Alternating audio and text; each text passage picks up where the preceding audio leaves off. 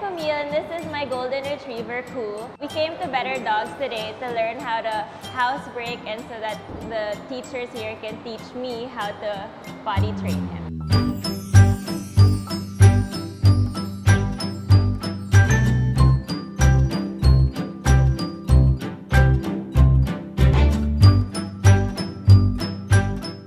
Good morning, Camille, and hi, Koo. I see he's enjoying his toy. He's busy, and that's what you want him to do, right? Anyway, how can I help you today? I just wanted some tips on how I can potty train him. Tips on how to potty train a dog. You can summarize it by remembering 3 S's, okay? First is schedule, surface, and supervision, okay? Let me try to explain every S, okay? The first one is schedule.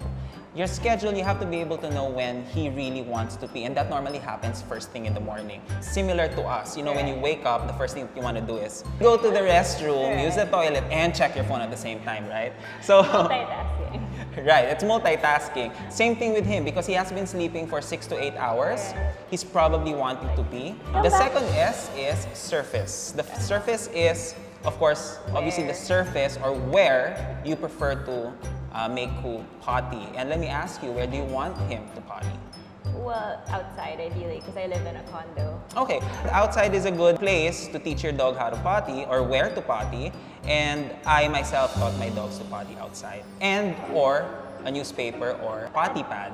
However, with big dogs like him, you consume a lot of newspaper and potty pad. So it's more economical for us to bring the dogs outside. Him down, right. So once you have the schedule done, okay, let's say it's predictable that every 7 a.m. when you wake up, he needs to pee. Then you bring him to the surface that you prefer, which is outside the pavement. Okay? The last S that you need to remember is supervision. Why? Only because you want to make sure that he has peed or pooped. Right? You want to make sure that he did that because first you want to check if he's peeing a healthy pee. Like for me, a healthy pee is clear, a little bit on the yellow side, but not too orange. And not pungent. And not pungent. If that happens, it means you either need to see a vet or increase the amount of water that he drinks. Number 2, if he poops and it's not solid, then that means that he's probably sick. And immediately you have to bring him to the vet. Okay? And of course, you just want to make sure that he did it. Because some dogs, you bring them out, you let them potty outside, you leave them by themselves, and they get distracted by a cat or by a butterfly. And they don't actually potty. The moment you ask them to go inside the house, that's when they potty. So you missed the last part. So I always want you to remember 3 S's: schedule, surface, and supervision. It always has to coincide. Let me remind you that the last S, again, with supervision, you always have to reward your dog with praise or with food or with a toy every time they did something right, which is to potty outside. So you reinforce that. You have to reinforce you pee that. outside. Yes. So how often should I be bringing him out? That's a good question. You know what? The younger they are, the more often you have to do it. The rule of thumb that I follow myself is that for every month of the dog's life, that's 1 chance of bringing him out. Example, if your dog is 6 months old, I'll bring him out 6 times and I'll have to spread that within the day. If he's about a year, I think is he about a year? Yeah. Okay, so that's 12 times, especially if you're just starting to teach him how to potty outside. It doesn't matter if you think he's gonna pee or not.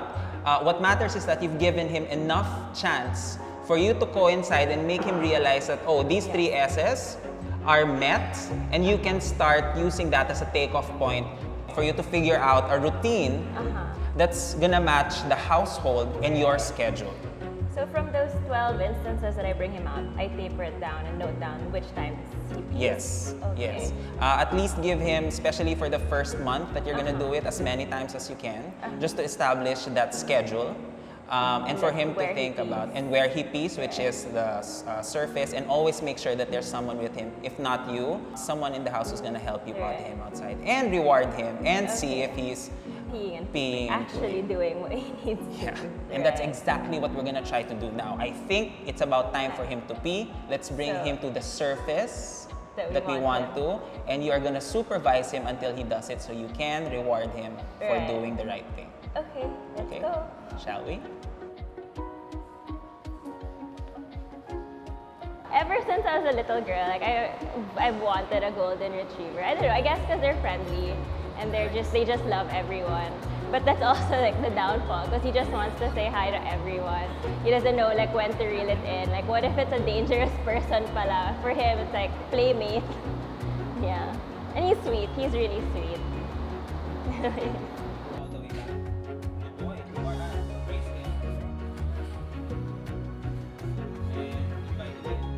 My first dog. He's like a lifelong dream that happened. So growing up, my mom didn't really like dogs. I guess she was like turned off by the smell and the barking. So finally I was able to get him. And the funny thing is now she's the one who's like so obsessed with him, and she even got to the point where she asked me, oh, can I keep him? So yeah, he's like the love of our life right now.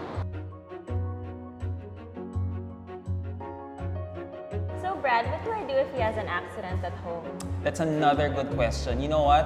The moment that he has an accident at home, just try to give him another chance to do it outside in the same schedule that you've given him the day before. Some of the tips that I just want you to remember is that every time you see and you can't predict that the dog's gonna do it, always make sure that you have put him on leash and bring him to the places where you really want him to pee, aka your surface, and try to adjust that 5 minutes before. If you can't predict that he's about to pee in the next 10 minutes, try to bring him out 5 minutes before. And I think that's a really good way to establishing leadership on your part, especially for him to have a really good rapport and routine with you. Okay.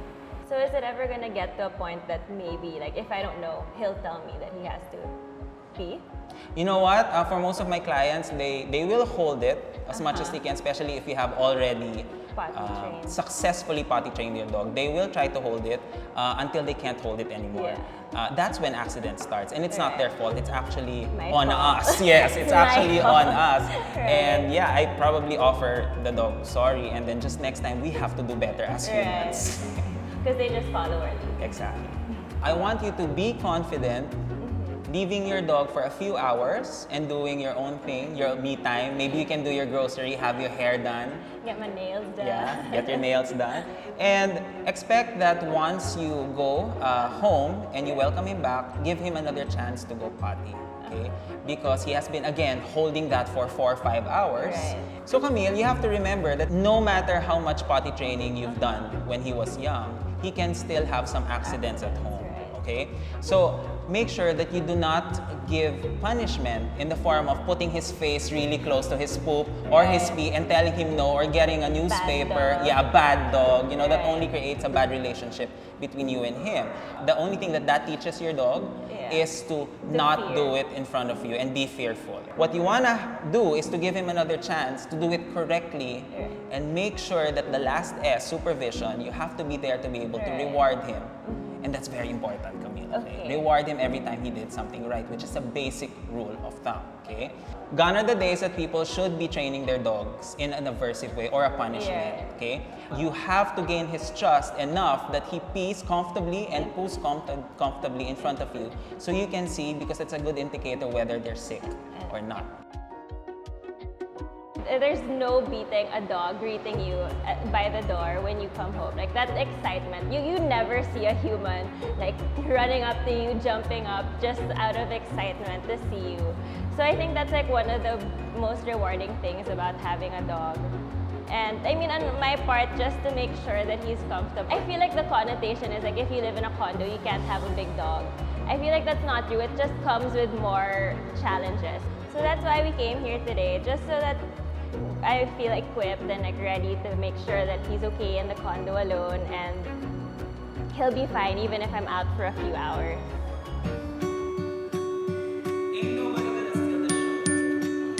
I'm Camille, and this is my baby golden retriever Ku for pet parenting.